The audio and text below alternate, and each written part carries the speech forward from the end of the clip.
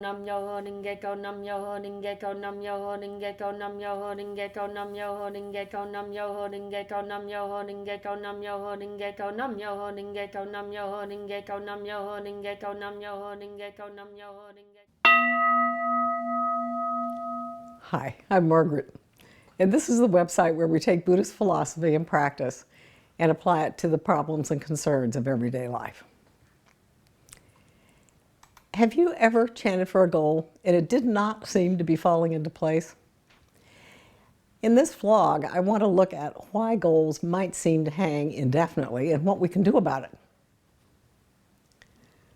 We all know the Buddhist concept of oneness of life and its environment. That means that, quote the World Tribune, every environment is uniquely customized, tailored to suit each of us according to the state of our inner lives. We're all going around with our personal universe, one that extends from the inner depths of our hearts outward to all of the phenomena of our surroundings.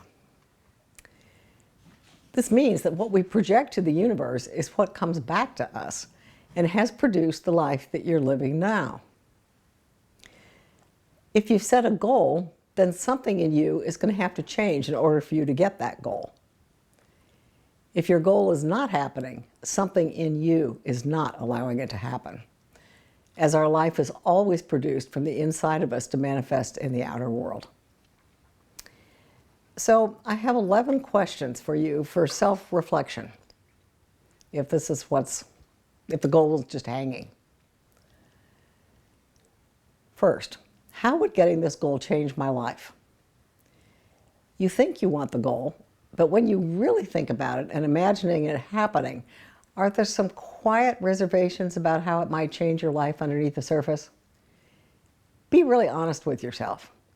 Do you have fleeting thoughts that would indicate reservations that you've just brushed aside? Do you feel a little uneasy when thinking about achieving your goal? For example, let's say you had a business goal and you're the mother of young children. Would getting this goal mean you would have to travel and be away from your children? One woman said, "I want to find a husband." Then in the next sentence, she tells me that in her family, women lead a happy life before marriage and a miserable one after. I can certainly see that if this is the family history, she might have serious reservations about getting married. Look at how achieving this goal will change your life. This can be a valuable exercise in bringing up any reservations you might have about it.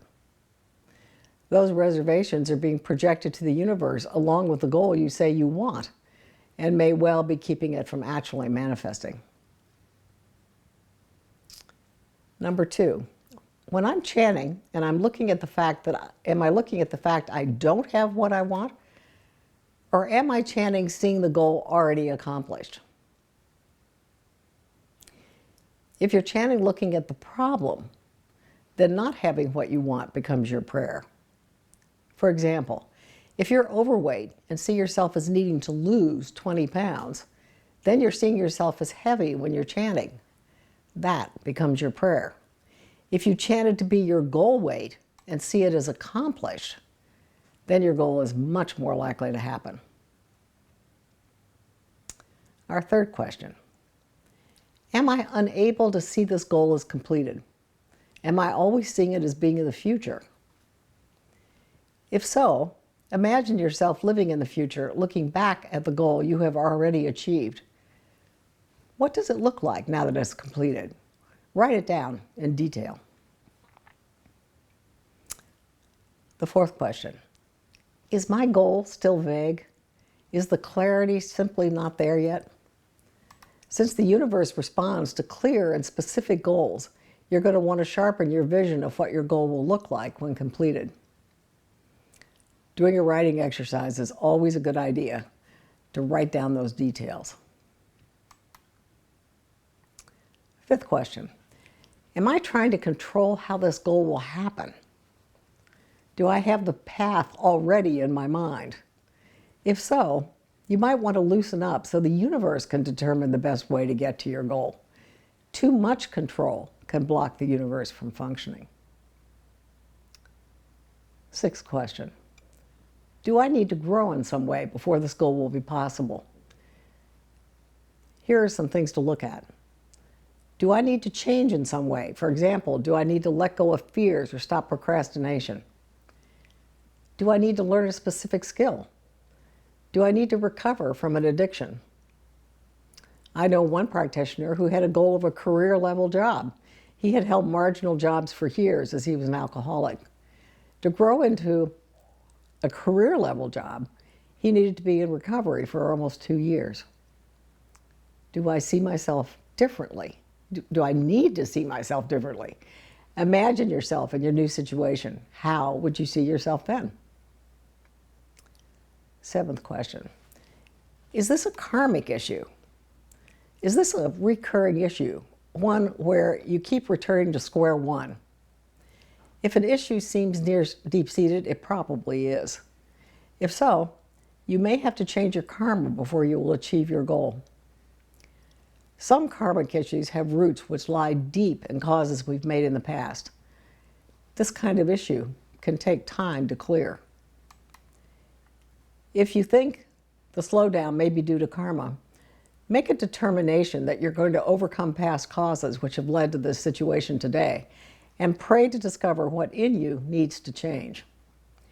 Nichiren Daishonin has a really marvelous discussion on changing karma in Opening of the Eyes.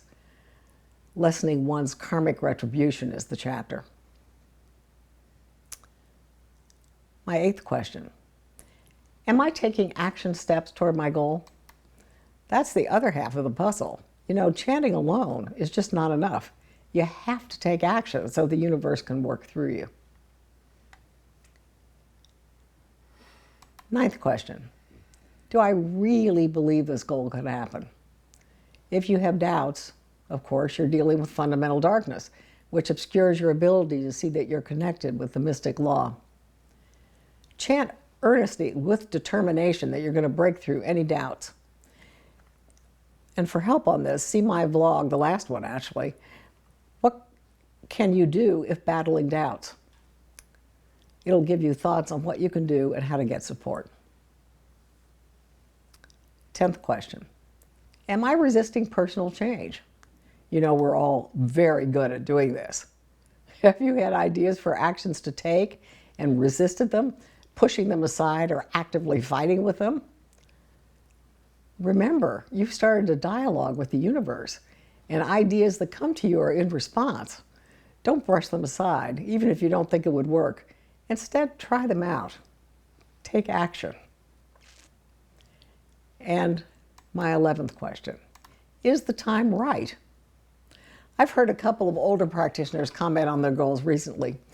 Both had goals that had taken a long time. One had to move out of state before conditions were right for her goal, and the other person said that her goals had always come about, but it might have been much later before it happened. So I think if you've tried all these other things and your goal is still not happening, it may be that simply the time isn't right. In summary, today we looked again at the concept of oneness of self and environment, that your life today is the result of your past causes. If a goal seems to be hanging indefinitely, there has to be something within you that's blocking it, since our life is created from the inside out. Then we looked at 11 different questions for self-reflection. Number 1, how would getting this goal change my life? Number 2, am I chanting looking at the problem or at the completed goal? Number 3, am I unable to see this goal as completed? Number 4, is my goal still vague? Number 5, am I trying to control the path? Number 6, do I need to grow in some way before this goal will be possible? 7th, is this a karmic issue? 8, am I taking action steps toward my goal? 9, do I really believe this goal can happen? 10, am I resisting personal change? And 11, is the time right? Other related URLs. Chanting but feeling you're not receiving answers from the universe? Do you know how reservations can impact achieving a goal? Do you know how you set up barriers to what you want? And as always, I'm thoroughly interested in enjoying your comments. Keep them coming. And I'll see you in 2 weeks.